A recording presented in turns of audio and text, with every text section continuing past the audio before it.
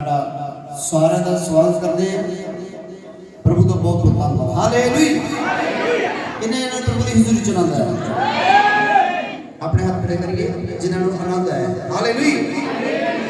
क्योंकि खुदावंद की हुजूरी सचमुच साडे विच ही प्रभु यीशु मसीह का धन्यवाद। हालेलुया।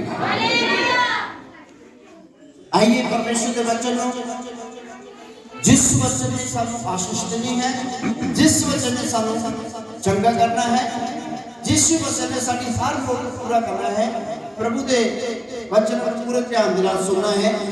हालेलुया। किन्ने सुन चाहे किन्ने सुन परमेश्वर का वचन सुन चाहे। हालेलुया। आइए परमेश्वर का वचन पढ़ांगे। पहला राजा 8 के 29 ऐत में परमेश्वर के वचन को पढ़ना है। पहला राजा 8 के 29 ऐत में तेरियां अखां रात दिन, तेरियां अखां रात दिन, तेरियां अखां रात दिन इस भवन वाल खुलियां रहन। हालेलुया। इथे प्रभु का दास सुलेमान राजा हो के परमेश्वर के भवन में प्रार्थना करता है कि परमेश्वर प्रभु तेरियां अखां रात दिन इस भवन के वल खुलियां रहन। की लिखा बोलो सारे बोलो। तेरियां अखां दिन रात इस भवन के वल खुलियां। अपने मुंह बोलो।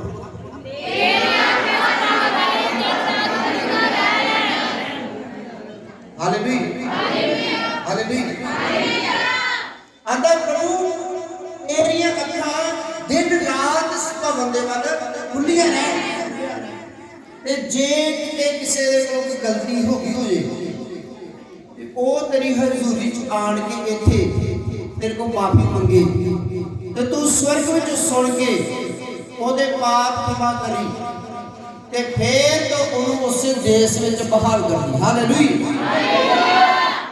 इंसान बहाल होंदा जदों प्रभु दे गड़ी अपनी गलती मान के छड्ड, जदों अपनी पाप नूं प्रभु दे गड़ी मान के छड्ड दिंदा है उदों इंसान दे बहाल होण दे दिन शुरू होता। 28:13 च लिखा है जो अपने अपराध को छुपा लेता है वो सफल नहीं होता और जो मान के छोड़ जाता है वो सफल होता है। हालेलुया। और तारे सफल होने का कारण, तारे उच्चे होने का कारण प्रभु दे गाड़ी जेड़ी गलती की है। हर इंसान अपने पाप को जानता है, हर इंसान अपने गल्लां को जानता है, हर इंसान अपने मुंह के शब्दां को, अपने पैरों को, अपने पैरों के काम, हथों के काम, कन्नां के काम, अखां के काम सारे ही वो जानता है। ते प्रभु के दास ने प्रार्थना की कि परमेश्वर इस भवन के विच तेरियां अखां जिहड़ियां हैं रात दिन खुलियां रहन। और जे कोई इत्थे आके प्रार्थना करे तेरे गाड़ी ते जे उन्हें पाप कीते होण ते स्वर्ग विचों तू सुन के ओदे पाप क्षमा करी ते फिर तो जेड़े देश विचों निकलिया सी, जेड़ी ओ नौकरी तो निकलिया सी, जेड़े काम तो फेल होया सी, फिर तो जाना प्रभु नूं आशीष दे। हालेलुया। हालेलुया। जे प्रभु दे नाल होया ना तुसी हर काम दे विच आशीष पाओगे। जे प्रभु दे नाल होया कि हर काम दे विच आशीष पाओगे। बाइबल में लिखा है जे प्रभु दे नाल नहीं ना हैगा, प्रभु दे नाल नहीं हैगा ते तुसी अपना कर्जा नहीं ला सकदे। ठीक है, तुसी घर नहीं बना सकते। जे प्रभु का नाम नहीं हैगा तुसी घर नहीं बना सकते, एक पेट भी नहीं ले सकते। डब्बी तो लेके सुई तो लेके बड़ियां चीज़ां दी प्रभु का दवे ते खुशी दे नाल सबका नाम करो। हालेलुया। ते सब तो ज्यादा इंसान की नींद भी बिगड़ जाती है किदों नहीं वो प्रभु का धन्यवाद करता जदों वो दूसरे के बारे देखता है। जब दूसरे को देखता है वो प्रभु का धन्यवाद करना बंद कर देता है कि उसकी लालसा बढ़ जाती है, उसकी कामना बढ़ जाती है। दूजे दे वल वेख, दूजे दे वेख के की वजह बोलो उसकी कामना बढ़ जाती है। ठीक है मेरी गल सुनो जे प्रभु ने तुहानू तंदुरुस्ती दी है सब तो बड़ी आशीष तुहानू यही दी hallelujah praise the Lord hallelujah कई ना जेड़े रोगां तो यीशु ने सानू चंगा कीता है ना कई ना वो रोगी सबके सामने यीशु दा चुंगा है कि असीं ओहदा धन्नवाद कर सकीए कल मैं मैरिज ते गया तो उत्थे एक भैन आई जिन्हों लकवा हो चुका सी जिन्हों मूँह ते अटैक होया ਉਹਦਾ ਮੂੰਹ ਟੇਢਾ ਚੱਲ ਗਿਆ ਜਵਾਨ ਕੱਢੀ ਭੈਣ ਠੀਕ ਹੈ ਸੋਹਣੀ ਭੈਣ ਜਵਾਨ ਪੂਰੀ ਹੈ ਨਾ ਪਰ ਲਕਵੇ ਦੇ ਕਾਰਨ ਉਹਦਾ ਮੂੰਹ ਟੇਢਾ ਚੱਲ ਗਿਆ ਉਹ ਜਦੋਂ ਗੱਲ ਕਰਦੀ ਇੱਧਰ ਨੂੰ ਚੱਲਦਾ ਨਾ ਮੂੰਹ ਠੀਕ ਹੈ ਆਪੇ ਉਹਦੇ ਦੰਦੀ ਵੱਡੀ ਜਾਂਦੀ ਹੈ ਜਦੋਂ ਖਾਣ ਪੀਣ ਨਾ ਉਹ ਚੰਗੀ ਤਰ੍ਹਾਂ ਕਹਿੰਦੇ ਗੱਲ ਕਰ ਸਕਦੀ ਨਾ ਅੱਖ ਧਮਕੀ ਜਾਂਦੀ ਉਹਦੀ ਇਹ ਜਦੋਂ ਮੈਂ ਦੇਖਿਆ ਤੇ ਮੈਂ ਇਸੇ ਚੀਜ਼ ਤੋਂ ਪ੍ਰਭੂ ਯਿਸੂ ਨੇ ਮੈਨੂੰ ਚੰਗਾ ਕੀਤਾ ਫਿਰ ਮੈਂ ਉਹਨਾਂ ਨੂੰ ਗਵਾਹੀ ਦਿੱਤੀ मैं जो यीशु ने 2006 यीशु मेरे को इस तरह सिखाया और यीशु ने एकदम मेरे मुंह में हाथ फेरिया एकदम मेरी आंख सीधी एकदम मेरा बिगड़ा मुंह सीधा हो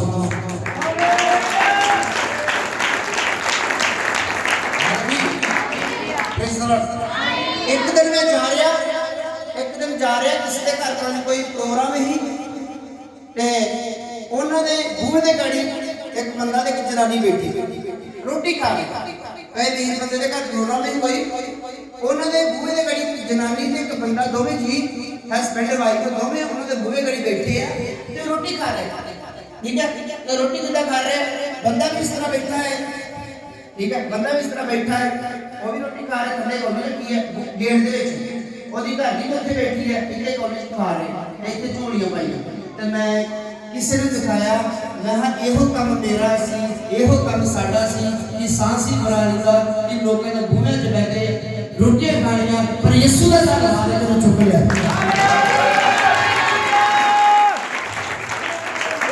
हालेलुया मारा मंदिर आवे अपने घरे ते यीशु ना चलदा पासे समंदर आ जाए इन्हें भी लोगों के गेटां च बैठ के मेरे नाल रोटी खांदी मैं सरवार होर भाई नहीं चुन्नी होर नहीं मजाक नहीं करती है चुन्नी होर नहीं सरवार होर भाई नहीं एक बदल जबल दी होर नहीं जबल दी एक बदल होर नहीं एक होर नहीं पर यीशु मसीह दा धन्नवाद गुरु इहदे चों लिया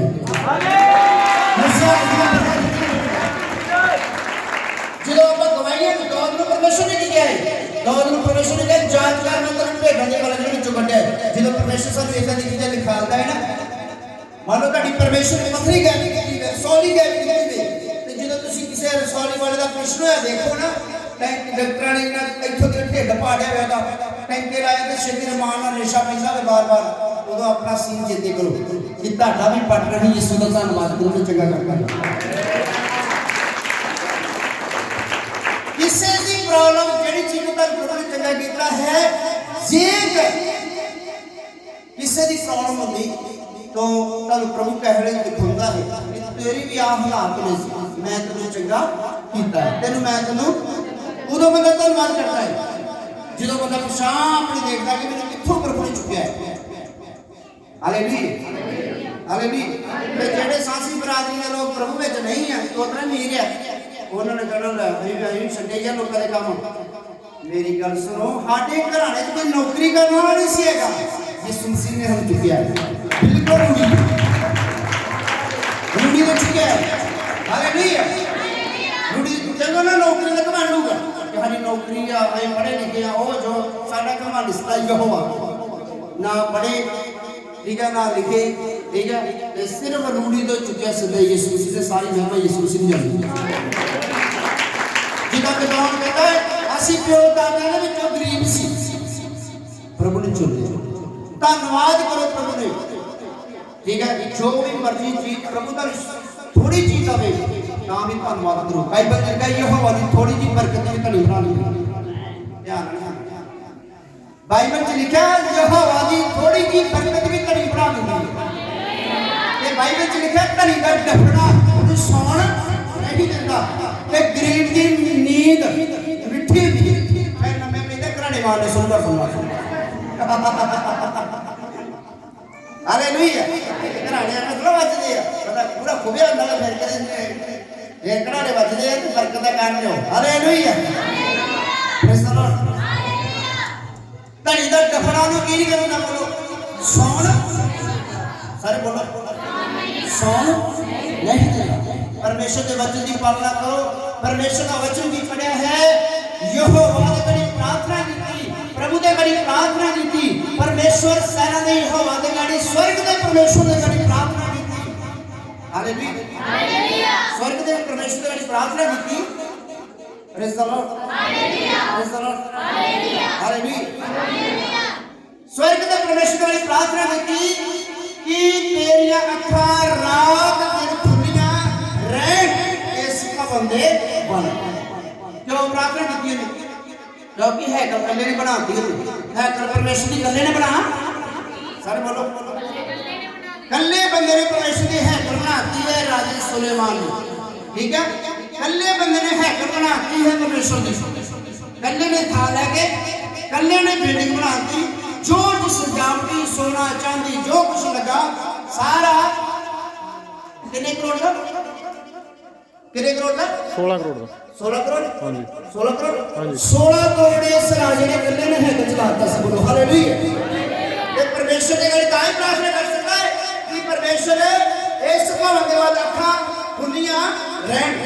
प्रभु तड़े पैसे का भुखा नहीं है, प्रभु तड़े सोने का भुखा नहीं है। वो तड़ा दिन मिलता है, ते विश्वास मिलता है। बाइबल में लिखा है कि प्रभु कहता सोना भी मेरा है ते चांदी भी मेरी है। ते जो है प्रभु का सारा कुछ है।